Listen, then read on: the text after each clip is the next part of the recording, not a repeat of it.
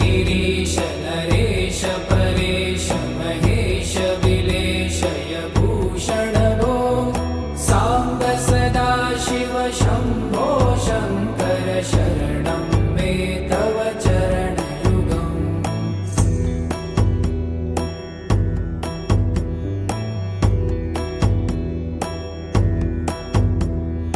भूमया दिव्य सुमङ्गल विग्रहया लिङ्गित वामाङ्ग विभो साम्ब सदा शिव शम्भो शङ्कर शरणं मे तव चरणयुगम्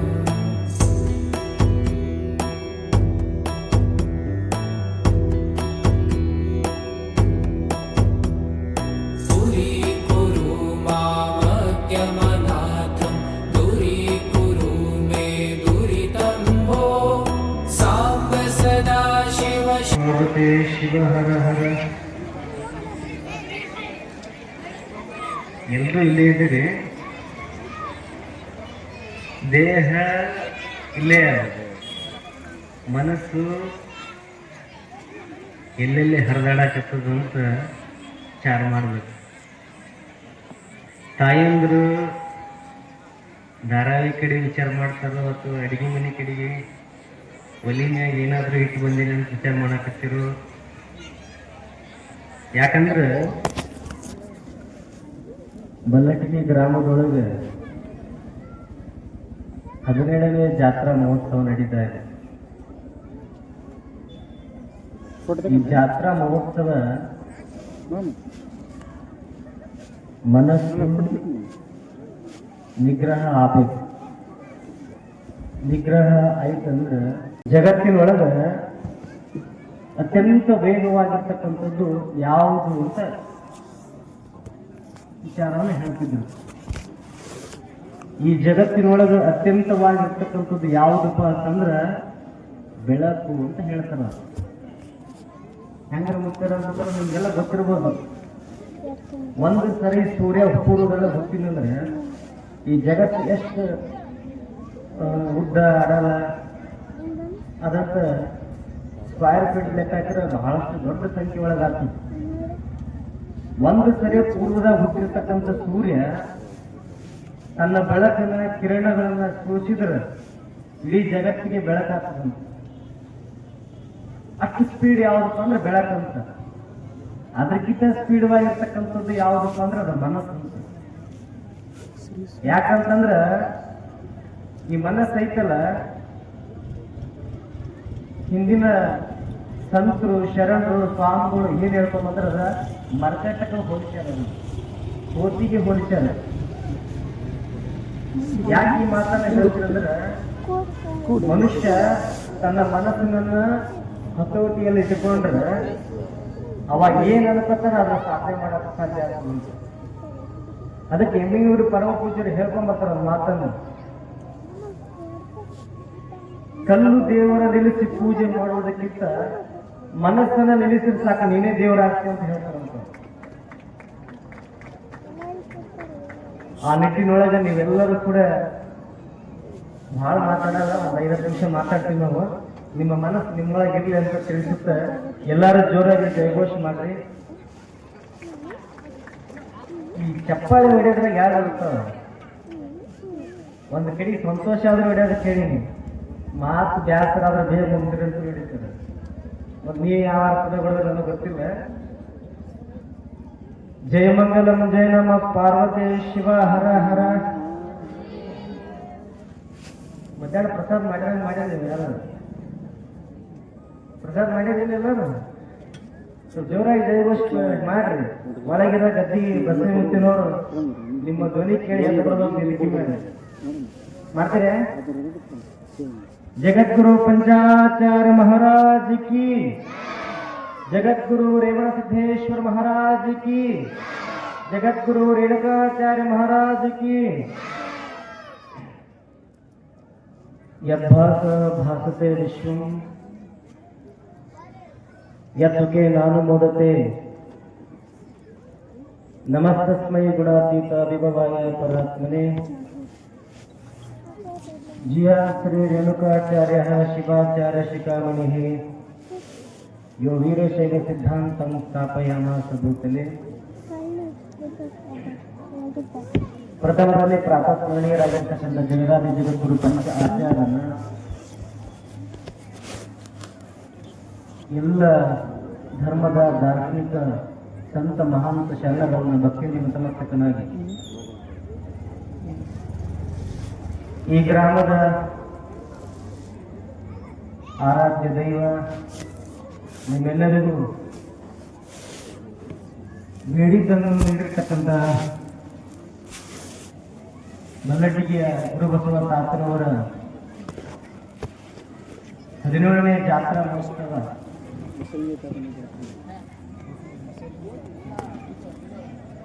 ಮಸೂಲಿಂಗ ತಾತನವರ 17ನೇ ಜಾತ್ರಾ ಮಹೋತ್ಸವ ಸಾಮೂಹಿಕ ವಿವಾಹ ಹಾಗೂ ಯಡಿಯೂರು ಸಿದ್ಧಲಿಂಗೇಶ್ವರ ಮಹಾಪುರಾಣ ರಥೋತ್ಸವದ ಈ ಒಂದು ದಿವ್ಯ ಸಮಾರಂಭದಲ್ಲಿ ದಿವ್ಯ ಸಾನ್ನಿಧ್ಯವನ್ನು ವಹಿಸಿಕೊಂಡಿರ್ತಕ್ಕಂಥ ಹಿರಿಯರು ಮಾರ್ಗದರ್ಶಕರಾಗಿರ್ತಕ್ಕಂಥ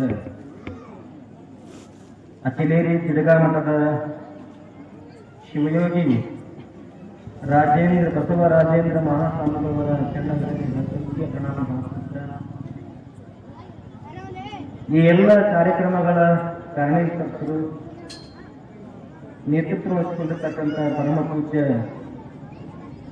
ಗುರು ಬಸವ ಸ್ವಾಮಿಗಳು ಹಾಗೂ ಬಸವರಾಜ ಸ್ವಾಮಿಗಳವರನ್ನು ಮೊದಲುಗೊಂಡು ಎಲ್ಲ ಅವರ ಕುಟುಂಬದವರೇ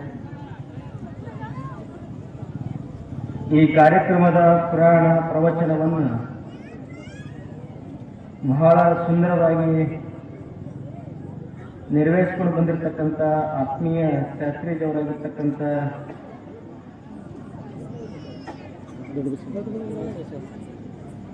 ದೊಡ್ಡಬಸಯ್ಯ ತಾತನವರೇ ಶಾಸ್ತ್ರೀಜಿಯವರೇ ಈ ರಾಯಚೂರಿಗೆ ಬಂದ್ರಂದ್ರ ತಾತವರೇ ಅಂತ ಪದ ನಮ್ಮ ಕಡೆಗೆಲ್ಲ ಸಾಂಗ್ಗಳಂತ ಈ ರಾಯಚೂರು ಭಾಗಕ್ಕೆ ಬಂದ್ರೆ ತಾತನವ್ರೆ ಅಂತ ಹಂಗೆ ತಿಳ್ಕೊಬೇಕು ಶಾಸ್ತ್ರೀಜ ಸಂಗೀತ ಕಲಾ ಬಳಗವೇ ನಾವು ಈ ಕಾರ್ಯಕ್ರಮಕ್ಕೆ ಬರಕ ಮೂಲ ಕಾರಣ ನಮ್ಮ ಮರಿಸ್ವಾಮಿಯವರು ಮತ್ತು ಪ್ರಭುಸ್ವಾಮಿಯವರು.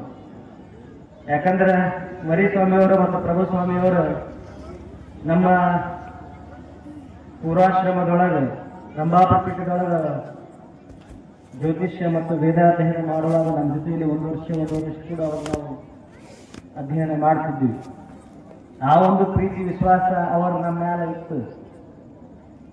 ಈ ಕಾರ್ಯಕ್ರಮ ಕರೆದಾಗ ಅವರಿಗೂ ಕೂಡ ಚೆನ್ನಾಗಿ ನೆನಪಿಸುತ್ತ ಅವರಿವರಲ್ಲದೆ ಇಲ್ಲಿ ಸೇರಿರ್ತಕ್ಕಂಥ ಊರಿನ ಗುರಿ ಹಿರಿಯರು, ನಾನು ಯಾರ ಹೆಸರು ನನಗೆ ಗೊತ್ತಿಲ್ಲ, ಈ ಭಾಗದ ಹೊಸದ ನಾವು ಯಾರು ಏನೋ ಕರ್ನಾಟಕ ಭಾವಿಸಬಾರ್ದು. ಅವರಿವರಲ್ಲದೆ ಇಲ್ಲಿ ಸೇರಿರ್ತಕ್ಕಂಥ ಎಲ್ಲ ಗುರಿ ಹಿರಿಯರೇ, ಶ್ರದ್ಧೆಯ ತಾಯಿಯಂದಿರು ಮತ್ತು ಮುದ್ದು ಮಕ್ಕಳು, ಈಗಾಗಲೇ ಪುರಾಣವನ್ನು ನೀವು ಕೇಳ್ಕೋತ ಕುಂತಿದ್ರಿ. ನಾವು ಬಂದು ಡಿಸ್ಟರ್ಬ್ ಮಾಡಿದ್ರೆ ನಮಗೆ ನೆನಪು. ಭವಿಷ್ಯ ಶಿರ್ವಾರ, ಮಾನವಿ, ಸಿಂಧನೂರು, ಒಟ್ಟು ರಾಯಚೂರು ಭಾಗ ಭತ್ತ ಬೆಳೆಯಕ್ಕೆ ಫೇಮಸ್ ಅಂತ ಕೇಳಿದ್ದೀವಿ ನಾವು. ಆದರೆ ಭತ್ತದ ಜೊತೆಗೆ ಭಕ್ತಿನೂ ನಿಮ್ಮಲ್ಲೂ ಕೂಡ ಬಹಳ ಪ್ರಮಾಣದಲ್ಲಿ ಆದ ನನಗೆ ಅನಿಸ್ತದೆ. ಯಾಕಂದ್ರೆ ನಾವಿನ್ನ ಅಲ್ಲೇ ಕಾರಾಗಿದ್ದೀವಿ, ನೀವೆಲ್ಲ ಎದ್ದಿದ್ದೀವಿ. ನಾವು ದೇವಸ್ಥಾನದೊಳಗ ಗರ್ಭಗುಡಿ ಹೋಗಿ ದರ್ಶನ ಮಾಡ್ಕೊಂಡ್ ಬರತಕ್ಕ ನೀವು ಎದ್ದೇ ನಿಂತಿದ್ದೀರಿ. ಇದನ್ನೆಲ್ಲ ನೋಡಿ ನಮಗನ್ನಿಸ್ತು ನಿಮ್ಮಲ್ಲಿ ಬಹಳ ಭಕ್ತನ ಬೆಳೆದರೆ ಬಹಳ ಭಕ್ತಿನ ಆದಂತ ನನಗೆ. ಆ ನಿಟ್ಟಿನೊಳಗ ನಿಮ್ಮೆಲ್ಲರ ಈ ಭಕ್ತಿ ಪ್ರೀತಿ ನೋಡಿ ನಮಗೆ ಬಹಳ ಸಂತೋಷ ಅನಿಸ್ತದ.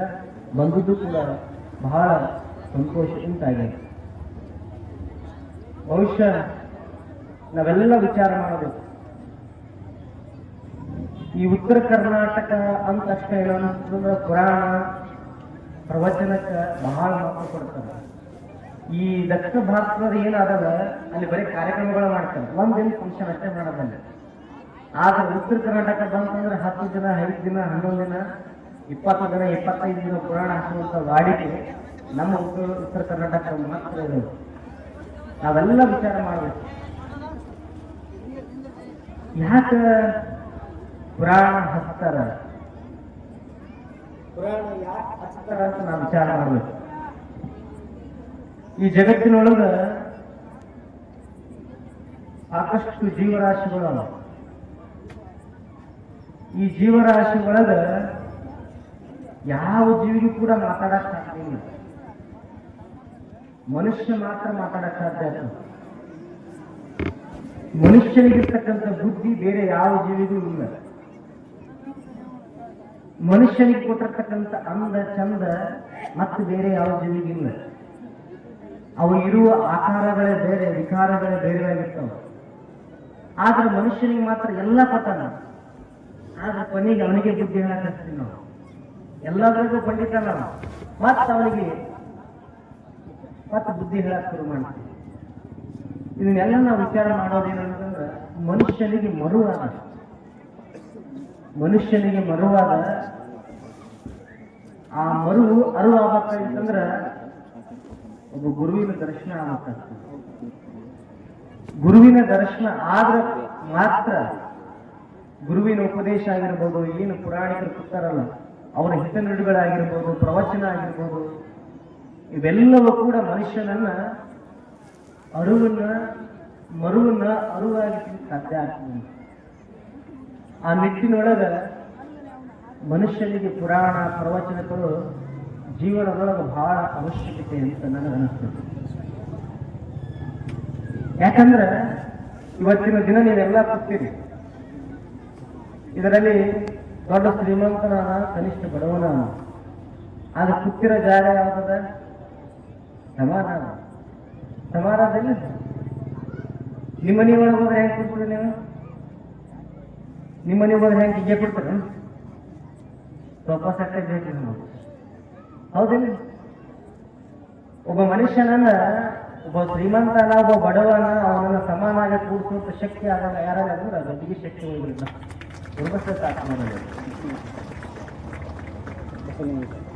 ಮುಸ್ಲಿಂಗೈತೆ ಆತ್ಮೋಗಲ್ಲ.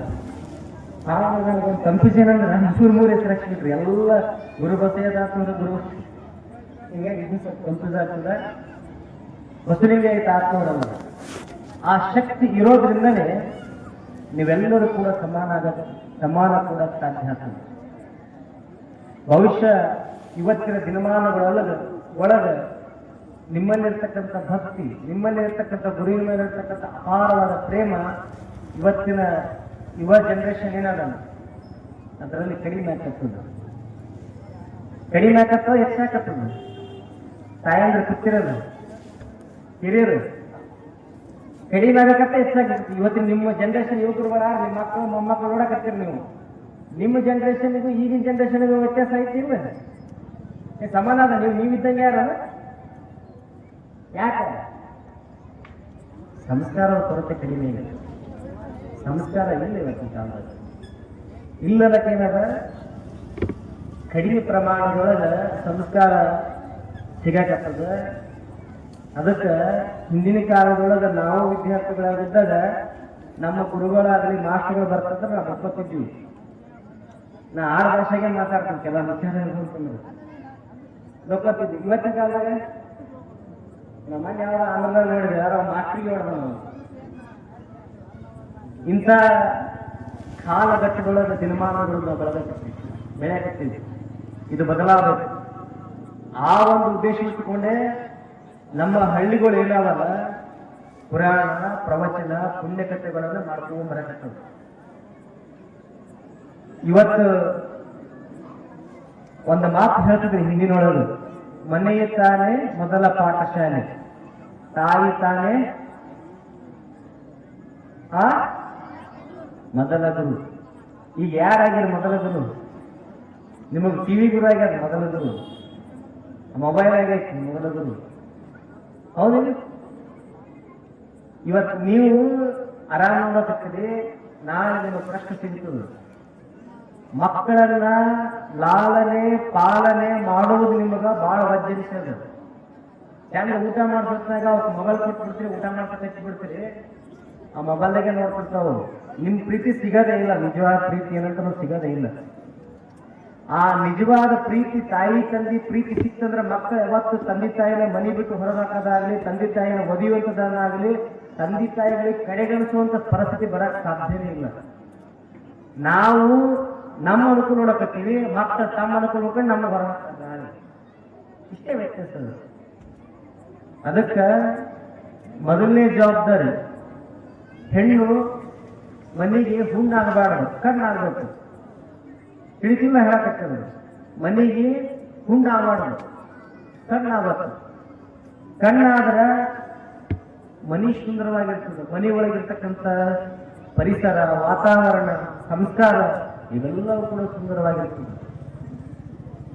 ಯಾವಾಗಲೂ ತಾಯಿ ಹುಟ್ಟಿದ ಮೇಲೆ, ಮದುವೆಯಾಗಿ ಗಂಡನ ಮನೆಗೆ ಹೋದ ಮೇಲೆ ತನ್ನ ಜವಾಬ್ದಾರಿನ ಕೊಟ್ಟು, ಅತ್ತಿ ಇರ್ತಕ್ಕಂಥಕ್ಕೆ ತನ್ನ ಸಸಿ ಜವಾಬ್ದಾರಿ ಕೊಟ್ಟ ಮೇಲೆ ಸಸಿಯ ಸಂಪೂರ್ಣ ಜವಾಬ್ದಾರಿ ಆ ಮನೆಯನ್ನು ಉದ್ಧಾರ ಮಾಡುವುದಿದೆ. ಹೆಂಗ ಗಂಧ ತನ್ನನ್ನು ತೆಗೆದು ಪರಿಮಳವಾಗಿರ್ತಕ್ಕಂಥದ್ದು ಗಂಧ ಕೊಡ್ತದಲ್ಲ, ಹಂಗ ಒಂದು ಹೆಣ್ಣು ತನ್ನ ಗಂಡನ ಮನೆಗೆ ಹೋದ್ಮೇಲೆ ಆ ಮನೆಯನ್ನು ಉದ್ಧಾರ ಮಾಡಬೇಕು, ತನ್ನ ಜೀವನವನ್ನು ಸಹಿಸಿ. ಅಂದಾಗ ಮಾತ್ರ ಎಲ್ಲ ಸಿಗೋಕ್ಕೂ ಸಾಧ್ಯ ಆಗ್ತದೆ. ಯಾಕೆ ನಾ ಸಂಸ್ಕಾರದ ಬಗ್ಗೆ ಮಾತು ಹೇಳಿದ್ರು, ಒಂದು ಸಣ್ಣ ಉದಾಹರಣೆ ಕೊಡ್ತೀನಿ ನಿಮಗೆ. ಒಂದು ಊರಾಗ ಒಂದು ಮದುವೆ ಇತ್ತು. ಹಿಂದಿನ ಕಾಲದೊಳಗ ಗುರುಗಳಿಗೆ ದಿನ ಕೊಟ್ಟು ಕರೆಯೋರು, 2 ದಿನ ಮುಂಚೆಕ್ಕೆ ಹೋಗೋರು ಗುರುಗಳು. ಯಾಕಂದ್ರೆ ಅವಾಗಿನ ಕಾಲದೊಳಗೆ ಸೌಕರ್ಯಗಳು ಏನೂ ಇರಲಿಲ್ಲ. ಗುರುಗಳು ಒಬ್ಬ ದೊಡ್ಡ ಶ್ರೀಮಂತನ ಗೌಡನ ಮನೆ ಮದುವೆ ಇತ್ತು. ಅವ್ರ ಮನೆ ಗುರುಗಳಿದ್ರು, 2 ದಿನ ಮುಂಚೆಕ್ಕೆ ಕರ್ಕೊಂಡು ಹೋದ್ರು. ಗೌಡನ ಮನೆಗೆ ಹೋದ್ರು. ಗುರುಗಳು ಮನೆ ಒಳಗೆ 2 ದಿನ ವಾಸ್ತವ್ಯ ಹೂಡಿದ್ರು. ಗುರುಗಳ ಜೊತೆಗೆ ಒಬ್ಬ ಶಿಷ್ಯ ಇದ್ದ. ಶಿಷ್ಯನೊಳಗೆ ಒಂದು ಏನು ಕೆಟ್ಟ ಚಟ ಇತ್ತಂದ್ರೆ ಅವನು ಕರಿಯ ಚಟ ಇತ್ತು. ಶಿಷ್ಯನಿಗೆ ಕಟ್ಟಿ ಬಹಳ ಚಂದ ಗಟ್ಟಿಸ್ಕೊಟ್ಟು ಹೇಳಿದ್ರು. ಶಿಷ್ಯನಿಗೆ ಒಂದು ಕದಿಯುವ ಚಟ ಇತ್ತು.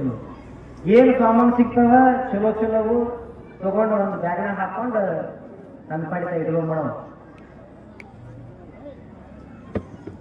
ಗುರುಗಳು ಹಿಂಗೆ ನಡೀತು. ಶಿಷ್ಯನಿಗೆ ಹೇಳಿದ್ರು, ಗುರುಗಳು ಬುದ್ಧಿ ಹೇಳ್ತಿದ್ರು. ಅದು ನೋಡಪ್ಪ, ಕದಿಯೋ ಚಟ ಒಳ್ಳೇದಲ್ಲ, ಬಿಟ್ಟು ಬಿಡು ಅಂತ ಹೇಳ್ತಾರೆ ಗುರುಗಳ ಶಿಷ್ಯ ಹೇಳ್ತಿದ್ದಂತ.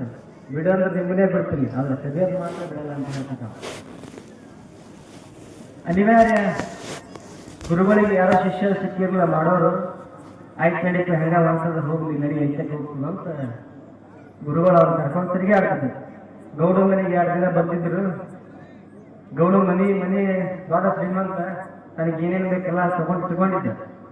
ಮದುವೆ ನಡೆದಿತ್ತು. ನಾಳೆ ಬೆಳಿಗ್ಗೆ ಹತ್ರ ತಾಳಿ. ಈ ಸಂದರ್ಭದೊಳಗೆ ಆ ಮನೆಗೆ ಇನ್ನೊಬ್ಬಕ್ಕೆ ಬರ್ತಾಳ. ಆಕಿನ ಕದೇಕಿನೇ ಬಂದು ಗೌಡ ಮನೆಗೆ ಬಂದು ಆ ಕಡೆ ನೋಡ್ತಾಳ. ಏನೂ ಸಾಮಾನ್ಯ ಇರಲ್ಲ.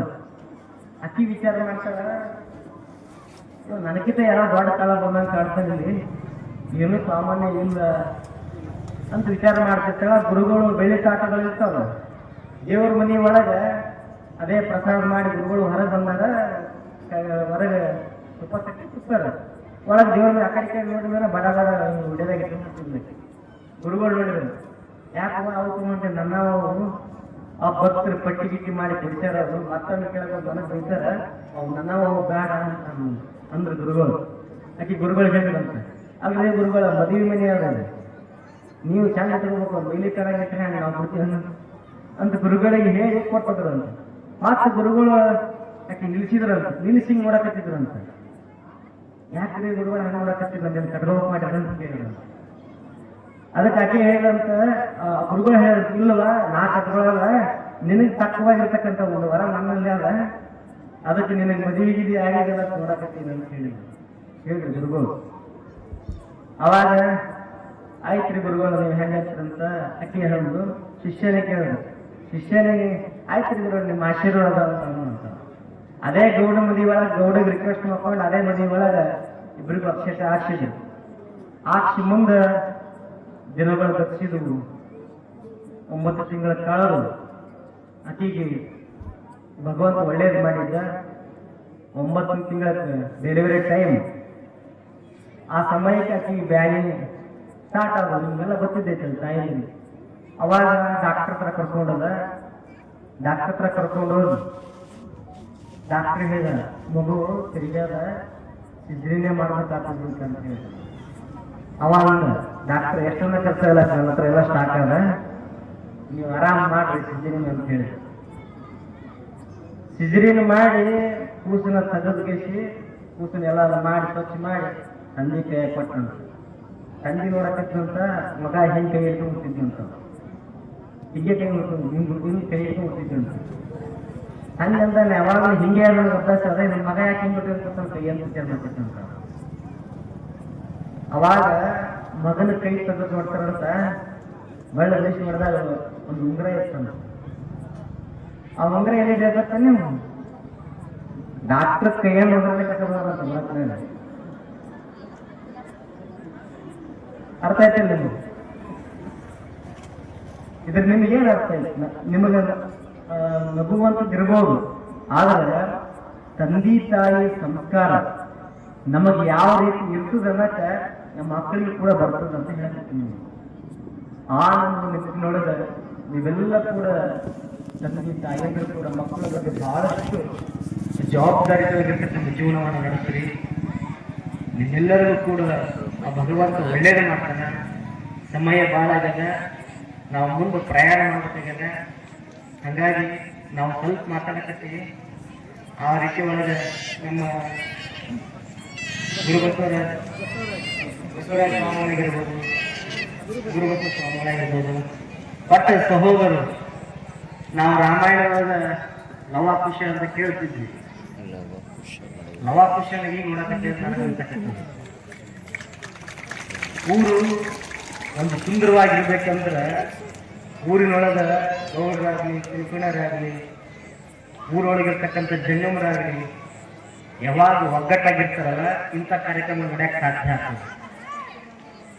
ಆ ನಿಟ್ಟಿನೊಳಗೆ ಇಬ್ಬರು ಸಹೋದರರು ಬಹಳ ಸುಂದರವಾಗಿ ನಮಗೆ ಮೈಸೂರ ವರ್ಷ ಹೇಳ್ತಿದ್ರು ಕಾರ್ಯಕ್ರಮ ಬಗ್ಗೆ. ಜನ ಬಹಳ ಚಂದ ಸೇರ್ತಿದ್ವಿ, ಬಹಳ ಚಂದ ನಡೆದಿದ್ರು ಕಾರ್ಯಕ್ರಮ. ಎಲ್ಲ ದಾಸೋಹಕ್ಕಾಗಿರ್ಬೋದು, ಕಾರ್ಯಕ್ರಮದ ಖರ್ಚು ವೆಚ್ಚಗಳಾಗಿರ್ಬೋದು, ಎಲ್ಲ ಊರಿನ ಭಕ್ತರು ಮತ್ತು ಸುತ್ತಮುತ್ತಲಿನ ಗ್ರಾಮದ ಭಕ್ತರು ಈ ಕಾರ್ಯಕ್ರಮಕ್ಕೆ ಯಾವುದೇ ರೀತಿ ಕುಂದು ಕೊರತೆ ಬರದಂಗ ಸಾಕಷ್ಟು ಪ್ರಮಾಣದ ಸ್ವಾಮಿಗಳು ಬರ್ತಾರ, ರಾಜಕೀಯ ಧುರಣೆಗಳು ಬರ್ತಾರ. ಅವರೆಲ್ಲರೂ ಕೂಡ ಖುಷಿ ಆಗುವ ರೀತಿ ಒಳಗ ನಮ್ಮ ಊರಿನ ಕಾರ್ಯಕ್ರಮ ಬಹಳ ಚೆಂದ ನಡೀತದೆ ಅಂತ ಹೇಳ್ತಿದ್ರು. ಅದು ಇವತ್ತು ನಾವು ನೋಡಿದಾಗ ಬಹಳ ಆನಂದ ಅನಿಸ್ತು. ಕರೆಯಲ್ಲಪ್ಪ ಎಷ್ಟು ಚೆಂದ ಮಾಡಕತ್ತಾರೆ, ಎಲ್ಲ ಊರನ್ನ ಒಗ್ಗಟ್ಟು ಸೇರಿಸ್ಕೊಂಡು ಒಂದು ಊರಾಗ ಕಾರ್ಯಕ್ರಮ ಮಾಡಿರ್ಬೇಕಂದ್ರೆ ಬಹಳ ಕಷ್ಟ ಆಗಿರುತ್ತೆ ನಿರ್ಮಾಣಗಳು. ಯಾಕಂತಂದ್ರೆ ಒಂದು ಹಾರಕ್ಕೆ ಜಗಳ ಆಗ್ತಾವ, ಒಂದು ಶಾಲೆಗೆ ಜಗಳ ಆಗ್ತಾವ. ಇವತ್ತಿನ ಕಾಲದಲ್ಲಿ ಅವೇನು ಭಾಳ ಕಿಮ್ಮತ್ತಿರಲ್ಲ. 50 ರೂಪಾಯಿ ಒಂದು ಶಾಲೆ ಇರ್ತಾವ, 30 ರೂಪಾಯಿ ಒಂದು ಹಾರ ಇರ್ತಾವ. ಕಾರಣ ಹಾಕಿಲ್ಲ ಅಂದ್ರೆ ಜಗಳನೇ ಅವ.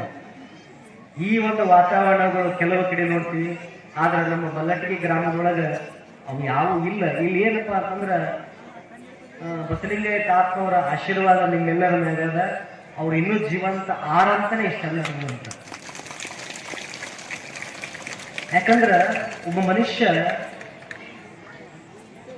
ಇದ್ದಾಗ ಸ್ಮರಣೆ ಮಾಡೋದು ಬೇರೆ, ಇದ್ದಾಗ ಕೊಂಡಾಡೋದು ಬೇರೆ, ಇದ್ದಾಗ ಧಾರ್ಮಿಕವಾಗಿ ಪೂಜೆ ಮಾಡೋದು ಬೇರೆ. ಆದ್ರೆ ಆ ಕಾಯ ಅಳಿದ್ರು ಕೂಡ ಆ ವ್ಯಕ್ತಿಯ ಚೈತನ್ಯಕ್ಕೆ ನಾವೆಲ್ಲ ಇವತ್ತು ಇಷ್ಟೊಂದೆಲ್ಲ ಪ್ರೀತಿ ಕೊಟ್ಟು, ಇಷ್ಟೊಂದೆಲ್ಲ ಭಕ್ತಿ ಕೊಟ್ಟು ನಾವೆಲ್ಲ ನಡೆಸ್ಕೊಂಡು ಹೋಗ್ತೀವಿ ಅಂದ್ರೆ ಅವರ ಚೈತನ್ಯದ ಶಕ್ತಿನೇ ಕಾರಣ ಅಂತ ನನಗನ್ನಿಸ್ತದೆ. ಆ ಶಕ್ತಿ ಇರೋದ್ರಿಂದನೇ ಇಷ್ಟೆಲ್ಲ ಸಂಭ್ರಮ ಸಡಗರ ನಡೆಯಕ್ಕೆ ಕಾರಣ ಆಗ್ತದೆ. ಇಬ್ರು ಸಹೋದರರು ಇನ್ನೂ ಹೆಚ್ಚಿನ ಪ್ರಮಾಣದೊಳಗೆ ಈ ಊರಿನೊಳಗೆ ಧಾರ್ಮಿಕವಾಗಿರ್ತಕ್ಕಂಥ ಕಾರ್ಯಕ್ರಮಗಳು ಮತ್ತು ನಾಳೆ ಸಾಮೂಹಿಕ ವಿವಾಹಗಳಿರುವಂಥ ನಿಮ್ಮೆಲ್ಲರಿಗೂ ಕೂಡ ಸುತ್ತಮುತ್ತ ಹಳ್ಳಿ ಒಳಗೆ ಬಡವರು ಇರ್ತಾರೆ, ಅನುಕೂಲ ಇಲ್ಲದವ್ರು ಇರ್ತಾರೆ, ಅವರೆಲ್ಲರಿಗೂ ಕೂಡ ಅನುಕೂಲ ಆಗಲಂತ ಇವತ್ತೇನು ಈ ಕಾರ್ಯಕ್ರಮಗಳು ಮಾಡಕತ್ತಾರಲ್ಲ, ಅವರ ಕಾರ್ಯಕ್ರಮಕ್ಕೆ ಪರಮದಯಾದ ಪಾರ್ವತಿ ಪರಮೇಶ್ವರರು ಜಗದಾದಿ ಜಗದ್ಗುರು ಪಂಚ ಆಚಾರ ಆಶೀರ್ವಾದ, ಮಲ್ಲಟ್ಟಿಗೆಯ ಬಸಲಿಂಗ ತಾತನವರ ಆಶೀರ್ವಾದ ನಮ್ಮೆಲ್ಲರ ಮೇಲೆ ಶಿರದ ಮೇಲೆ ಇರಲಿ ಅಂತ ಭಾವಿಸುತ್ತೆ ನಮ್ಮ ವಿರಾಮ ಕೊಡ್ತಿದ್ದೀವಿ. ಓಂ ಶಾಂತಿ ಶಾಂತಿ ಶಾಂತಿ. शम्भो शङ्कर शरणं मे तव चरणयुगम्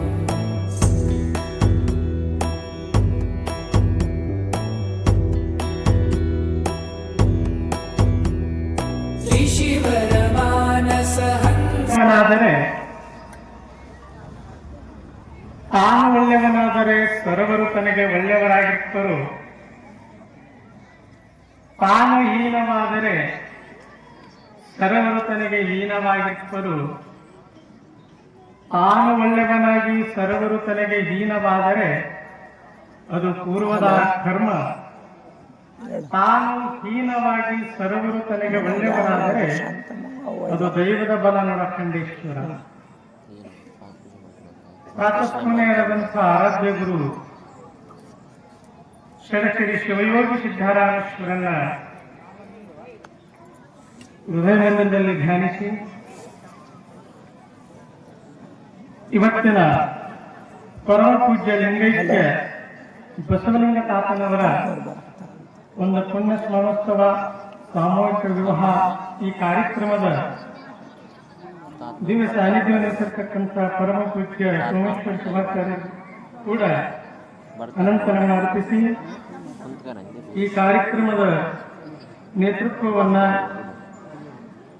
ಹಾಗೂ ಭಕ್ತರ ಭಕ್ತಿಗೆ ಓಗೊಟ್ಟು ಗುರುವಿನ ಆಜ್ಞೆಯನ್ನು ಪರಿಪಾಲನೆ ಮಾಡುವಂತಹ ಪರಮ ಪೂಜ್ಯರಾದಂಥ ಗುರುಬಸಯ್ಯ ಸ್ವಾಮಿಗಳೇ ಹಾಗೂ ಬಸವರಾಜ ಸ್ವಾಮಿಗಳೇ ಎಲ್ಲ ಉಭಯ ಶ್ರೀಗಳಿಗೂ ಕೂಡ ಗುರುವಿನ ಆಶೀರ್ವಾದವನ್ನು ಕೋರುತ್ತಾ ತಮಗೆಲ್ಲರಿಗೂ ಈ 11 ದಿವಸ ಪರ್ಯಂತರವಾಗಿ ಯಡಿಯೂರ ಸಿದ್ಧಲಿಂಗೇಶ್ವರನ ಪುರಾಣವನ್ನ ತಮ್ಮ ಅನುಭವದ ಎಡೆಯನ್ನು ಉಳಿಸಿರುವಂತಹ ವೇದಮೂರ್ತಿ ದೊಡ್ಡಬಸಯ್ಯ ಶಾಸ್ತ್ರಿಗಳವರೇ, ಸುಮಧುರ ಕಂಠದಿಂದ ಸಂಗೀತದ ಸುಧೆಯನ್ನು ಉಳಿಸಿರುವಂತಹ ಅಮರೀಶ್ ಸಾಲಿಮಠವರೇ ಹಾಗೂ ತಬಲಾವನ್ನು ನುಡಿಸಿರ್ತಕ್ಕಂಥ ಆರ್ತಿ ಮಂಜುನಾಥ ಸ್ವಾಮಿಯವರೇ, ವೇದಿಕೆಯಲ್ಲಿರುವಂತಹ ಎಲ್ಲ ಗಣ್ಯಮಾನ್ಯ ವ್ಯಕ್ತಿಗಳೇ ಹಾಗೂ ನೆರೆದಂತಹ ಎಲ್ಲ ಸಕಲ ಸದ್ಭಕ್ತರ ಅಂತರಂಗದಲ್ಲಿ ಬರುವ ಪರಮಾತ್ಮನ ಚೈತನ್ಯ ತೋರಿಸಿದ ಕೆಲ ಶರಣಾರ್ಥಿಗಳು. ಸಮಯ ಬಹಳ ಆಗಿದೆ, ಬಹಳ ಟೈಮ್ ತಗೊಂಡಿಲ್ಲ. ಬಸವಲಿಂಗ ತಾತನವರು ನಮ್ಮ ಸುಮಾರು ಏನಂದ್ರೆ 20 ವರ್ಷಗಳಿಂದ ತರ್ತಾರೆ. 20 ವರ್ಷಗಳ ಹಿಂದೆ ನಮ್ಮ 2005 ನಮ್ಮ ಪಟ್ಟಾಧಿಕಾರಿರುವಂತಹ ಸಮಯದೊಳಗೆ ಬಸವಲಿಂಗ ತಾತ ಮತ್ತು ಅವರು ಸಣ್ಣವರು ಗುರು ಏನಂತಂದ್ರ ನನ್ನ ಮಠಕ್ಕೆ ಪಟ್ಟಾಧಿಕಾರಿ ಕಾರ್ಯಕ್ರಮಗಳಿಗೆ ಬಂದಾಗ ನಮ್ಮ ಭಕ್ತರೆಲ್ಲರೂ ಕೂಡಿ ಕೇಳಿದ ಬಸವಲಿಂಗ ತಾತವರಪ್ಪ ಹಿಂಗ ಅಪ್ಪರು ಬಂದಾರ ಪಟ್ಟಾಧಿಕಾರಿ ಕಾರ್ಯಕ್ರಮದ ಮತ್ತ ಇಲ್ಲಿ ಅಕ್ಕಿ ಬಹಳ ಬೆಳೀತಾರ, ಅಕ್ಕಿ ಮಠಕ್ಕೆ ಕೊಡಬೇಕು ಅನ್ನುವಂತ ಮಾತಾಡಿದಾಗ ಇಷ್ಟೇ ನಮ್ಮ ಭಕ್ತರು ಬೇಡಿಕೆ ಇಟ್ಟರು ಕೂಡ ಉಭಯ ಶ್ರೀಗಳು ಏನಪ್ಪಾ ಅಂತಂದ್ರ ನಮಗ ಆಗಿನ ಕಾಲಕ್ಕೆ ಏನಪ್ಪಾ ಅಂದ್ರೆ 2 ಲೋಡ್ ಗಾಡಿ ಏನಪ್ಪಂದ್ರ ಆ ತಿಲೇರಿ ಶ್ರೀಮಠ ಕಳಿಸಿರ್ತಕ್ಕಂಥ ಮಹಾತ್ಮರವರು ಬಹಳ ನನ್ನ ಮೇಲೆ ಬಹಳ ಪ್ರೀತಿ, ಬಹಳ ಇಬ್ರು ಏನಪ್ಪಾ ಅಂದ್ರೆ ಆಚಾರ್ಯ ಮಠಕ್ಕೆ ಅವ್ರು ಬರ್ತಿದ್ರು, ನನ್ನ ಮಠಕ್ಕೆ ಇಲ್ಲಿ ನಾಯಿ ಬರ್ತಿದ್ದೆ ಬರ್ತಿದ್ದೆ ಇಂಥ ಒಂದು ಅಭಿನಾಭಾವವಾಗಿರ್ತಂತ ಸಂಬಂಧದೊಳಗೆ ಇವತ್ತು ಬಸವಲಿಂಗ ತಾತವರು ಪುಣ್ಯ ಸ್ಮರಣೋತ್ಸವ ಕಾರ್ಯಕ್ರಮ ನೀವೆಲ್ಲ ನಡೆದಿರಿ. ಅವ್ರ ಪುತ್ರರಾಗಿರ್ತಕ್ಕಂಥ ಬಸವರಾಜರು ಕೂಡ ಬಹಳ ವಯಸ್ಸಿಗೆ ಎಷ್ಟು ಸಣ್ಣ ವಯಸ್ಸಿನಿಂದ ಅವ್ರು ಚಾಲೂ ಮಾಡ್ಯಾರ. ಆ ಯಾಕೆ ಮಾಡ್ಯಾರ ಅಂತ ಕೇಳಿದ್ರ ಆ ಬಸವಲಿಂಗ ತಾತನವ್ರು ಹೇಳ್ತಾರ, ಯಪ್ಪ ನಾ ಗದಿಗೆ ಒಳಗೆ ಕೂತಿಲ್ಲ, ನಾನೇನಪ್ಪಂದ್ರೆ ಬಸವರಾಜ ರೂಪದೊಳಗೆ ನಾನು ಜನರ ಸೇವೆ ಮಾಡ್ತೀನಿ, ಎಲ್ಲರಿಗೂ ಆಶೀರ್ವಾದ ಮಾಡಕ್ಕೆ ನಾ ಕೂತೀನಿ ಅಂತ ಅವ್ರು ಹೇಳಿದ್ರು. ಅದಕ್ಕೆ ಬಸವಲಿಂಗ ತಾತನವರು ಮಾತಾಡ್ಯಾರ ನನಗೆ, ನೋಡಪ್ಪ ಬಸವ, ನಾನು ಭಕ್ತರಿಗೆ ಹೆಂಗ ಆಶೀರ್ವಾದ ಮಾಡ್ತೀನಿ ಅಂದ್ರೆ ನಾ ಹೇಳೋದು ಯಾರು ನೋಡ್ಕೊಂತಾರ ಯಾರು ಬದುಕ್ತಾರ ಅವ್ರಿಗೆ ಆಶೀರ್ವಾದ ಹಿಂಗ ಮಾಡ್ತೀನಿ. ಅದಕ್ಕೆ ಹೆಂಗ ಆಶೀರ್ವಾದ ಕೇಳಿ ಹೆಂಗ್ ಮಾಡ್ತೇಪ್ಪ ಆಶೀರ್ವಾದ, ಯಾರು ಸೂಜಿ ಹೆಂಗ ಬದುಕ್ತಾರ ನೆನ್ಪಿಟ್ಟುಕೋರಿ. ಬಲ್ಲಟಗಿ ಭಕ್ತರೇ, ಸುತ್ತಮುತ್ತಲಿನ ಗ್ರಾಮದ ಭಕ್ತರೇ, ಹಿಂಗಡ ರಾಜ್ಯರು ಯಾರು ಸೂಜಿ ಹೆಂಗ ಬದುಕ್ತೀರಿ ಮಕ್ಕಳ ಅವ್ರಿಗೆ ನನ್ನ ಆಶೀರ್ವಾದ ಭರಪೂರದ ಅಂತ ಹೇಳಿದ್ರು. ಅವಾಗ ಒಬ್ಬ ಭಕ್ತ ನಮಸ್ಕಾರ ಮಾಡಿದ, ಸೂಜಿ ಅಂದ್ರೆ ಹೆಂಗಪ್ಪ ಅಂತ ಹೇಳಿದ್ರು. ಸೂಜಿ ಅಂದ್ರೆ ಏನಾಗ್ತ, ಸೂಜಿ ಅಂದ್ರೆ ಕೃಷ್ಣ ಇರ್ತದ. ಅವಾಗ ಬಸವಲಿಂಗ ತಾತನಪ್ಪ, ಸೂಜಿ ಅಂದ್ರೆ ಒಬ್ಬ ಟೇಲರ್ ಇದ್ದ. ಟೇಲರ್ ಅಂದ್ರೆ ಬಟ್ಟೆ ಹೊಲಿತಿದ್ದ, ಬಹಳ ಕಿಮ್ಮತ್ತಿನ ಬಟ್ಟೆ ಹೊಲಿತಿದ್ದ. ಈ ಬಲಿಟಿ ಗ್ರಾಮದೊಳಗೆ ಬಹಳ ಕಿಮ್ಮತ್ತಿನ ಬಟ್ಟೆ, ಸಾಮಾನ್ಯ ಬಟ್ಟೆ ಹೊಲಿತಿದ್ದಿಲ್ಲ ಅವನು, ಬಹಳ ಕಿಮ್ಮತ್ತಿನ ಬಟ್ಟೆ ಹೊಲಿತಿದ್ದ. ಒಂದು ದಿವಸ ಟೇಬಲ್ ಮೇಲೆ ಬಟ್ಟಿ ಹಾಕ್ಯಾರ, ಬಟ್ಟಿ ಹಾಕಿ ನಕ್ಷೆ ಕೊರದ ಇನ್ನೇನು ಬಟ್ಟೆ ಕತ್ತರಿಸಬೇಕಂತಿದ್ದ. ಅವನ ಹತ್ರ ವಿಶೇಷವಾಗಿರ್ತಕ್ಕಂಥ ಕತ್ರಿ, ಇಂಥ ಕತ್ರಿ ಅಂದ್ರೆ ಸಾಮಾನ್ಯ ಕತ್ರಿ ಅಲ್ಲ, ಅದು ಬಂಗಾರದ ಕತ್ರಿ. ಇಂಥದ್ದು ಬಂಗಾರ ಕತ್ರಿ ಇತ್ತು. ಅದು ಟೇಬಲ್ ಕೆಳಗೆ ಒಕ್ಕಾಕಿದ್ದ, ಯಾರು ಇಟ್ಟಿದ್ದಲ್ಲ, ಟೇಬಲ್ ಕೆಳಗಿತ್ತು. ಬಡ್ಡಿ ತಗೋಬೇಕಂತ ಏನೇನು ಬಟ್ಟೆ ಕತ್ತರಿಸ್ಬೇಕು ಅನ್ನಕತ್ತಿದ್ದ ಅವ್ರ ಮನೆಯೊಳಗೆ ಒಂದು ಸಣ್ಣ ಹುಡುಗಿತ್ತು, 10 ವರ್ಷದ ಹುಡುಗಿತ್ತು. ಅದು ನೋಡಾಕತ್ತ ನಮ್ಮ ಅಪ್ಪ ಏನ್ ಮಾಡಾಕತ್ತಾನ ಅಂತೇಳಿ. ಆ ಹುಡುಗ ನೋಡಾಕತ್ತ ನಮ್ಮ ಅಪ್ಪ ಏನ್ ಮಾಡಾಕತ್ತ ಅಂತ ಹೇಳಿದಾಗ ಅವ ಬಂಗಾರ ಕತ್ತರಿ ಬಡ್ಡಿ ತಲೆಗಿಂದ ತಗೊಂಡ ಬಟ್ಟಿ ಎಲ್ಲ ಕತ್ತರಿಸ್ತಾನ. ಬಂಗಾರ ಕತ್ತರಿಂದ ಎಲ್ಲ ಬಟ್ಟಿ ಕತ್ತರಿಸ್ತಾನ. ಒಂದಿದ್ದ ಬಟ್ಟಿ ಪೀಸ್ ಆಗಂತ ತುಕಣ ಆಗ್ತದ, ಸುಂಡ ಆಗ್ತದ. ಎಲ್ಲಾ ಕೆಲಸ ಮುಗಿದ ಬಳಕ ಅದು ಕೆಳಗ ಒಕ್ಕಡ್ತಾನೆ. ಯಾವಾಗ ಬಂಗಾರ ಕತ್ತರಿ ಕೆಳಗ ಒಕ್ಕಡ್ತದ. ನನ್ನಂಗ ರುಮಾಲ ಸುತ್ತಿದ್ದ. ರುಮಾಲ ಸುತ್ತಿ ಅವ ಏನ್ ಮಾಡದ, ಇಲ್ಲಿ ಒಂದು ಸೂಜಿ ಇಟ್ಟು ಸೂಜಿ ತೆಗೆದ. ನೋಡ್ರಿ, ರುಮಾಲ ಒಳಗಿದ್ದು ಸೂಜಿ ತೆಗೆದ, ದಾರ ತಗೊಂಡ ಕೋಣಿಸಿ ಅವೇನ್ ತುಂಡಾಗಿ ಬತ್ತಿ ಬಿಟ್ಟಿತ್ತ ಕೇಬಲ್ ಮೇಲೆ ಎಲ್ಲ ಜೋಡಿಸ್ತಾನ. ಎಲ್ಲ ಜೋಡಿಸಿದಾಗ ಒಂದು ಅಂಗಿ ಆಗ್ತದ.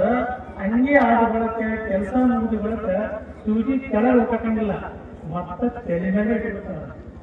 ತಲೆ ಮೇಲೆ ಇಟ್ಕೊಂಡಾಗ ಅದು ಹುಡುಗಿತ್ತಲ್ಲ, ಮನೆಯೊಳಗೆ 10 ವರ್ಷ ಹುಡುಗಿ ನೋಡಾಕತ್ತಿತ್ತಲ್ಲ, ಏನ್ ಮಾಡಾಕತ್ತ ಅಂತ ಹೇಳಿ ಆ ಹುಡುಗಿ ಅಂದ್ರೆ ಅಪ್ಪಗೆ ಬೈತದ.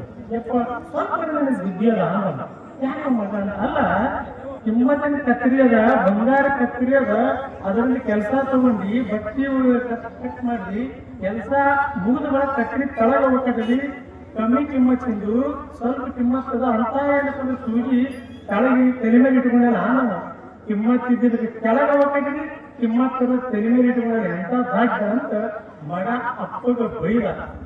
ಅವಾಗ ಅವ್ರ ಅಪ್ಪ ಬಾಳ ಚಂದ ಮಾತು ಹೇಳ್ತಾನೆ, ಮಗನಿಗೆ ನೋಡಪ್ಪ ನೀ ಏನ್ ತಿಳ್ಕೊಂಡಿದ ಬಹಳ ಕಟ್ಟಿ ತಿಳ್ಕೊಂಡಿದಿ ಅಂದ.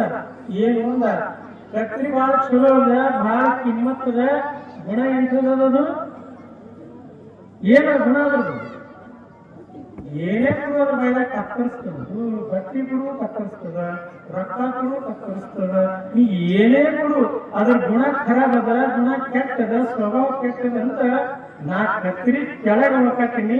ಆದ್ರ ಸೂಜಿ ಹಂಗಲ್ಲ, ಹರಿದೋಗಿರ್ತಕ್ಕಂಥ ಬಟ್ಟೆ ಏನಪ್ಪಂದ್ರ ಒಂದು ಮಾಡ್ತದ, ಜೋಡಿಸ್ತದ.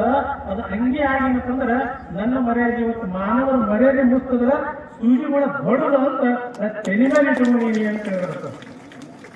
ಎಂತ ಮಾತದು, ಯಾವಾಗ ಕತ್ತರಿಸ್ತದ ಅದನ್ನ ಕೆಳಗಿಟ್ಟಿನಿ, ಯಾವಾಗ ಜೋಡಿಸ್ತದ ಅದನ್ನ ತೆನೆ ಮೇಲೆ ಇಟ್ಕೊಂಡಿ ಅಂತ ಹೇಳಿದಾಗ ಬಸವಲಿಂಗ ತಾತ ಹೇಳ್ತಾನೆ, ಮಕ್ಕಳೇ ಯಾರು ಕತ್ತರಿ ಗುಣ ಮಾಡ್ತೀರಿ ಸಮಾಜದೊಳಗೆ, ಯಾರ ಮನೆತನದೊಳಗೆ ಎಲ್ಲೇ ಏನೇ ಕತ್ತರಿ ಗುಣ ಯಾರು ಏನ್ರ ಮಾಡಿದ್ರಿ ಅಂದ್ರೆ ನಾ ಅವರಿಗೆ ಕೆಳಗಿಡ್ತೀನಿ, ಯಾರು ಜೋಡಿಸುವಂತ ಕೆಲಸ ಮಾಡ್ತಾರ ಅವ್ರ ತೆನೆ ಮೇಲೆ ಹೊತ್ತಗೋತೀನಂತ ಬಸವಲಿಂಗ ತಾತ ಹೇಳ್ಬಿಡ್ತಾನೆ.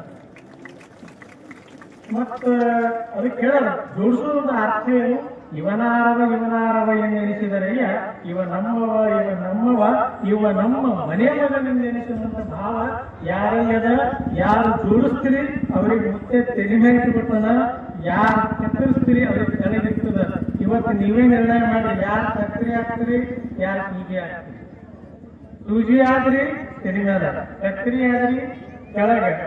ಅದಕ್ಕೆ ಮತ್ತೆ ಅಪ್ಪೋರ್ ಸೂಜಿ ಹಂಗೆ ಬಸವಲಿಂಗ ತಾತ ಸೂಜಿ ಹಂಗೆ ಬದುಕಂತ ಹೇಳ್ಯಾರ ತಿಳ್ಕೊಂಡು ನಾಳೆ ಸೂಜಿ ತಗೊಂಡು ಎಲ್ಲ ಕಿತ್ಕೊಂಡು ಕುಂತಿರ್ತೀವಿ. ಎಲ್ಲರೂ ಸೂಜಿ ಅರ್ಥ ಏನಂತಂದ್ರೆ ಜೋಡಿಸುವಂತ ಕೆಲಸ. ಅದಕ್ಕೆ ಈ ಕಾರ್ಯಕ್ರಮ ಒಳಗ ನಮ್ಮ ಬಸವರಾಜ ಏನಂತಂದ್ರೆ ವಯಸ್ಸು ತನ್ನ 17 ವಯಸ್ಸಿನ ಚಾಲು ಮಾಡ್ಬೇಕು. ಆ ಸಣ್ಣ ವಯಸ್ಸಿನ ಏನಂತಂದ್ರೆ ಇದು ಜವಾಬ್ದಾರಿ ತಗೊಂಡು ನಾವೊಂದ್ಸಲ ಬಂದಾಗ ನೋಡಿದಾಗಪ್ಪ ನಾವು ಕೋಟಿ ರೂಪಾಯಿ ಖರ್ಚು ಮಾಡಿದ್ರೆ ಕೂಡ ಇಂಥ ಗುಡಿ ಆಗಂಗಿಲ್ಲ, ಇಂಥ ಗುಡಿ ಆಗ್ಲಿಕ್ಕೆ ಕಾರಣ ಅಂತಂದ್ರೆ ಬಸವಲಿಂಗ ತಾತ ನಮ್ಗೆ ಸಂಪೂರ್ಣ ಆಶೀರ್ವಾದ ಆಗಿದೆ ಅಂತ ನಾವು ಬಹಳ ಖುಷಿಯಿಂದ ಸಂತೋಷದಿಂದ ಹೇಳಿ. ಅದಕ್ಕೆ ಈ ಕಾರ್ಯಕ್ರಮಕ್ಕೆ ಮುಖ್ಯವ್ರು ಏನೇ ಕೆಲಸ ಮಾಡಿ ನಿಮ್ಮೊಂದು ಮಾತು ಹೇಳ್ತೀನಿ, ಆ ಜೋಳಿಗೆ ನೀವು ಏನು ರೊಕ್ಕ ಹಾಕ್ತಿರಲ್ಲ ಸುಕ್ಕಟ್ಟು ಹೋಗಂಗಿಲ್ಲ. ಯಾಕಂದ್ರೆ ನಾನು ಪಟ್ಟಾಧಿಕಂತ ಟೈಮ್ ಒಳಗ ಈ ಊರಾಗ ತಿರುಗಾಡಕತ್ತಿದ್ರಪ್ಪ, ಭಿಕ್ಷೆ ಬೇಡಾಕತ್ತಿದ್ದ. ಮನೆ ಭಿಕ್ಷೆ ಬೇಡುವಂತ ಸಮಯದೊಳಗೆ ತಾತವರ ಸಂಕಟ ಇದ್ರು, ಎಲ್ಲ ಮನೆ ಭಿಕ್ಷೆ ಬೇಡುವಂತ ಸಮಯದೊಳಗೆ ಶ್ರೀಮಂತರ ಮನೆ ಹೋದಿವಿ, ದೊಡ್ಡ ಮನೆಯನ್ನು ಹೋದಿ, ಗುಡಿಸಿನ ಮನೆ ಹೋಗಿ, ಎಲ್ಲಾ ಮನೆ ಹೋದಾಗ ಕೂಡ ಒಂದು ಗುಡಿಸಿನ ಮನೆ ಇತ್ತು. ಆ ಮನೆಗೆ ಹೋದಾಗ ಒಂದು ಮುದುಕಿ ಬಹಳ ವಯಸ್ಸಾಗಿತ್ತು, ಮುಪ್ಪಾನ ಮುದುಕಿ, ಗುಡಿಸಿರದ ವಯಸ್ಸಾಗಲ್ಲ. ಅವ 2,000 ಹೋಗ್ತಿತ್ತು, 2,400. ಅದು ಮುದುಕಿ ಮನೆಗೆ ಹೋದಾಗ ಎಲ್ಲ ಸಂಘಟಿಕರು ಹೇಳಿದ್ರಪ್ಪ, ಮತ್ತೆ ಅಪ್ಪ ಪಟ್ಟಾಧಿಕಾರಿಯವ ಬಂದಾರ ಏನಾದ್ರೂ ಕೊಡು ಅಂದ್ರು. ಅವಾಗ ಮುದುಕಿ ಈಗಿನ ತರ್ತಿದ್ದಿಲ್ಲ ಬಲ್ಲಿ ಅವು ಹಳಿ ಚೀಲ ಇರ್ತಾವಲ್ಲ ಅಂತ ತಂತ್ರದ್ದು ತೆಗೆದು ನಿನ್ ಗಂಟು ಬೇಸಿಗೆ ನಾನು 7,000 ರೂಪಾಯಿ ಹಾಕಿ ನನಗೆ ಬಹಳ ಖುಷಿ ಆಯ್ತು. ಎಂತೆಂತ ಬಿಲ್ಡಿಂಗ್ ಮೇಲೆ ಹೋದ ನಾನು 2,000 ರೂಪಾಯಿ ಹಾಕಿಲ್ಲ. ಈ ವಯಸ್ಸಾದ ಮುದುಕಿ ಗುಡಿಸಲು ಒಳಗದ ನಾನು 2,000 ರೂಪಾಯಿ ಹಾಕ್ತಾನ ತಿಳ್ಕೊಂಡು ಬಹಳ ಸಂತೋಷ ಆಗಿ ಯವ ನಾನೇನಂತಂದ್ರ ಮತ್ತೆ ಬಹಳ ಖುಷಿಯಾಗಿದೆ. ನಿನ್ ಮನಿ ಒಳಗ ರೊಟ್ಟಿ ಬುಟ್ಟಿ ಎಲ್ಲ ಹೇಳು, ರೊಟ್ಟಿ ಮಾಡ್ತಾರಲ್ಲ ರೊಟ್ಟಿ ಬುಟ್ಟಿ, ಆ ರೊಟ್ಟಿ ಬುಟ್ಟಿ ಎಲ್ಲ ಹೇಳು, ನಾ ಕೈ ಹಚ್ತೀನಿ ಅಂದ. ಯಾಕೆ ಹಚ್ತೀನಿ ಕೈಯಪ್ಪ ಅಂತಂದ್ರೆ ನನ್ನ ಗುರುಗಳಿಗೆ ಹೇಳಿದ್ರ ಬಸವನ ಯಾರ ಮನೆಗೆ ಹೋದ್ರು ಕೂಡ ಏನಪ್ಪ ಅಂತಂದ್ರ ಆ ಮನೆಯೊಳಗೆ ರೊಟ್ಟಿ ಬುಟ್ಟಿ ಕೈ ಹಚ್ಚಿ ಬಾ, ಒಲಿ ಕೈ ಹಚ್ಚಿ ಬಾ. ಯಾಕಂದ್ರ ತಾಯಿಗರು ಅಡಿಗೆ ಮಾಡುವಂತ ಸಮಯದೊಳಗೆ ಶಿವ ಅನ್ನೋದಂದ್ರ ಅದು ಸಾತ್ವಿಕ ಆಹಾರ ಆಗ್ತದ. ಒಂದ್ ವೇಳೆ ಮನಸ್ಸಿನಾಗ ಹಾಕಿ ಕುಡಿಸಲ್ಲ, ಏನ್ ಬಂಗಾರ ತಂದು ಕೊಡ್ತೀನಿ, ಬೆಳ್ಳಿ ತಂದು ಕೊಡ್ತೀನಿ, ಪಾತ್ರೆ ತಂದು ಕೊಡ್ತೀನಿ, ಹಿಂಗ್ ಏನಾದ್ರು ಮನಸ್ಸಿಗೆ ಚಿಂತೆ ಮಾಡ್ಕೊಂತ ಅಡಿಗೆ ಮಾಡಿದ್ರ ಅದರ ಯಾಕಂದ್ರ ಬಹಳ ಕೆಟ್ಟ ಅಡಿಗೆ ಆಗ್ತದ. ಅದಕ್ಕೆ ಅವ್ರು ಏನೇ ಮಾಡಿದ್ರು ಕೂಡ ಅಡಿಗೆ ಪ್ರಸಾದ ಆಗ್ಬೇಕು ಅಂತ ಕೈ ನಿಂತು ಬಾ ಅಂತ ನಮ್ಮ ಗುರುಗಳು ಹೇಳ್ತಿದ್ರು. ಅದಕ್ಕೆ ನಾವೇನಪ್ಪ ಅಂತಂದ್ರ ಆ ಅಜ್ಜಿಗೆ ಹೇಳಿದೇವ ರೊಟ್ಟಿ ಬಿಟ್ಟಿ ಎಲ್ಲ ತೋರಿಸು ಅಂದ. ಯಪ್ಪ ಇದೇನ್ ದೊಡ್ಡ ಮನಿ ಅದ, ಅಲ್ಲೇ ಪರದೋಸ್ ಅಂತ ಅಲ್ಲೇ ಹಿಂದದ ಹೋದಕ್ಕೆ ನಾನು ಸರಸದ ಬುಟ್ಟಿ ನೋಡ್ತೀನಿ, ರೊಟ್ಟಿ ಬಿಟ್ಟಾಗ ರೊಟ್ಟಿನೇ ಇದ್ದಿದ್ದಿಲ್ಲ. ನನಗ ಬಹಳ ದುಃಖ ಆಯ್ತು. ಮುದುಕಿಗೆ ಏನಪ್ಪ ಅಂದ್ರೆ ತಿನ್ನಕ ತಾನ ರೊಟ್ಟಿ ಬಿಟ್ಟಾಗ ರೊಟ್ಟಿ ಇಲ್ಲ, 2,000 ರೂಪಾಯಿ ಕೊಟ್ಟಾಳ ಅಂತ ತಿಳ್ಕೊಂಡು ಬಹಳ ಅದಕ್ಕೆವ ಬೇಡ, ನಿನಗೆ ತಿನ್ನಕ ರೊಟ್ಟಿ ಇಲ್ಲ, ಜಾಳ ಇಲ್ಲ, ಏನಿಲ್ಲ, ಬೇಡ ನೀನ್ ರೊಕ್ಕ ಅಂತ ತಿಳ್ಕೊಂಡು ನಾ ಪುನಃ ಏನಕ್ಕಂದ್ರೆ ಆ ಮುದುಕಿ ಕೂಡ ಹೋದ್ರ ಅಜ್ಜಿ ಅಂತ ನೋಡಿ ನೆನ್ ಕಟ್ಟಿವರ ಕ್ಯಾಶ್ ಅಂತ, ಯಪ್ಪ ನೀ ಅಲ್ಯಾಕ ಪುಡಿ ಮಾಡಾಕತ್ತಿ ಏನೈತಿ, ನಾ ನಿನ್ನ ಜೋಳಿಗೆ ತುಂಬುದಂದ್ರ ನೋಡ್ರಿ, ಯಾಕೆಂತ ನಾ ನಿನ್ನ ಜೋಳಿಗೆ ತುಂಬುದಂದ್ರ ಬಸವಲಿಂಗ ತಾತ ನನ್ನ ರೊಟ್ಟಿ ಬಿಟ್ಟು ತುಂಬತಾನ, ನೀ ಯಾಕೆ ಪುಡಿ ಮಾಡ್ತೀಯಪ್ಪ ಅಂತಂದ್ರೆ ಅಂತ ಮಹಾತ್ಮರಾಯ್ತು. ನಾವೆಲ್ಲರೂ ಬಂದೀವಿ ಅಂದ್ರ ಅಪ್ಪ ಬಸವರಾಜ್ ಏನೇ ಕಾರ್ಯಕ್ರಮ ಮಾಡಿದ್ರು ಕೂಡ, ಏನೇ ವಿಷಯ ಬೆಳೆದ್ರು ಕೂಡ ನೀವು ಅದಕ್ಕೆ ಕೊಟ್ಟಪ್ಪ ಅಂದ್ರ ನಿಮ್ಮ ಮನೆ ಒಳಗೆ ಯಾವಾಗ ಅನ್ನ ನೀರು ಇರ್ತದ್ರ ಕಣ್ಣು ಬೀಳಿ ಅಂತ ಬಸವಲಿಂಗನ ಹಾಕಿದ್ರು ಎಲ್ಲರಿಗೂ ಅದನ್ನು ತಿಳ್ಕೊಡ್ತಾರೆ. ಅದಕ್ಕಂತ ಒಂದು ಮಹಾತ್ಮರ ಕಾರ್ಯಕ್ರಮ ನಾಳೆ ಜಗತ್ತು ಬರ್ತಾರೆ, ಸಾಮೂಹಿಕ ವಿವಾಹ ಆಗ್ತದ. ಅಂತ ಕಾರ್ಯಕ್ರಮದೊಳಗೆ ಈ ಬಲ್ಲಟಿ ಗ್ರಾಮ ಅಂದ್ರೆ ಎಲ್ಲರಿಗೂ ಭಾಳ ಎಲ್ಲರೂ ಏನಂತಂದ್ರೆ ಇತ್ತು ತನು ಮನ ತನು ಎಲ್ಲ ಸೇವೆ ಮಾಡೋದು, ಅವ್ರು ಮಾಡ್ತಾರ ಇವ್ರು ಮಾಡ್ತಾರ ಅನ್ನಕ್ಕೆ ಬೇರೆ ಬೇಡ. ಯಾಕಂದ್ರೆ ಏನೇ ಕಾರ್ಯಕ್ರಮ ಆದ್ರೂ ಕೂಡ ಬಸವಲಿಂಗ ತಾತನ ಹೆಸರು ಬರ್ತದೆ, ಬಸವಲಿಂಗನ ಹೆಸರು ಬರ್ತದೆ. ಲಾಸ್ಟಿಗೆ ಏನಪ್ಪ ಅಂತಂದ್ರೆ ಕೊನೆಗೆ ಅಂತಂದ್ರೆ ಹೆಚ್ಚಾಗಿ ಹೆಸರು ಬರೋದು ಯಾಕಂದ್ರೆ ಬಲ್ಲಟಿ ಒಳಗೆ ಇಂಥ ಒಂದು ಕಾರ್ಯಕ್ರಮ ಅಂದ್ರೆ ಅಲ್ಲಿ ಅನ್ನ ನೀರು ಕಂಡಿದ್ದಲ್ಲ ಎಲ್ಲರೂ ದುಡಿದ್ರು ಅಂತ ಎಲ್ಲರೂ ಹೇಳ್ಕೊಂತಾರೆ. ಆ ಬಲ್ಲಟಿ ಗ್ರಾಮ ಹೆಸರು ಬರ್ಬೇಕಂದ್ರೆ ನೀವೆಲ್ಲರೂ ತನು ಮನಧನ ನಂದು ಅನ್ನುವಂಥದ್ದು ಎಲ್ಲರೂ ಸೇವೆ ಮಾಡಬೇಕನ್ನೋ ಭಾವನೆ ನಮ್ಗೆಲ್ಲರಿಗೂ ಮಾಡಿ ನಾವೊಂದು ಮಾತು ಹೇಳ್ತೀನಿ. ಮರಣ ಬಂದರೇನು ಸಿಕ್ಕಿಲ್ಲ, ಮಹಾತ್ಮರಿಗೆ ಮಹಾತ್ಮರಿಗೆ ಬಿಟ್ಟಿಲ್ಲ, ಮಾನವರಿವರೇನು ಕಟ್ಟಿಲ್ಲ, ಬಸವನಿಗೆ ತಾತ ಪಾದ ಹಿಡಿದವರು ಯಾರು ಕಟ್ಟಿಲ್ಲ ಅನ್ನುವಂಥದ್ದು ಎಲ್ಲ ಭಕ್ತ ತಿಳ್ಕೊಂಡು ಆ ತಾತನ ಆಶೀರ್ವಾದೊಳಗೆ ಉಭಯ ಏನಪ್ಪಂದ್ರೆ ಹೇಳಿದ್ರಲ್ಲ ಲವಕುಶ ಅನ್ನುವಂಗ ಅವ್ರಿಗೂ ಏನಪ್ಪಂದ್ರೆ ಈ ಗ್ರಾಮದ ಕಣ್ಣುಗಳಾಗಿ ಗ್ರಾಮದ ಯಾವಾಗಲೂ ಸೇವೆ ಅಭಿವೃದ್ಧಿಯನ್ನ ಅವರಿಂದ ಆಗಲಿ ಅಂತ ಮಾತನಾಡಿ ನೀವೆಲ್ಲರೂ ಕೂಡ ಏನಪ್ಪಂದ್ರೆ ಬಸವನ ತಾತನ ಆಶೀರ್ವಾದ ಆಗ್ತದೆ. ಪ್ರತಿ ವರ್ಷ ಹಿಂಗೆ ಏನಪ್ಪಂದ್ರೆ ಬಸವರಾಜ ಅಪ್ಪವರು ದೊಡ್ಡ ಕಾರ್ಯಕ್ರಮ ಮಾಡಿ ಅದಕ್ಕೆ ಆ ಬಸವನ ಗುರುವಿನ ಆಶೀರ್ವಾದ ಸದಾ ಇರ್ತದೆ ಅಂತ ಮಾತನಾಡಿ ನಮಗೆಲ್ಲರಿಗೂ ಕೂಡ ಒಳ್ಳೇದಾಗಲಿ, ನಿಮ್ಮ ಬಂಗಾಳ ಅಂತೇಳಿ ಎರಡು ಮಾತನ್ನು ಗುರುವಿನ ಪದಕನ ನಾನು ತಿಳಿಸ್ತಾ ಇದ್ದೀನಿ.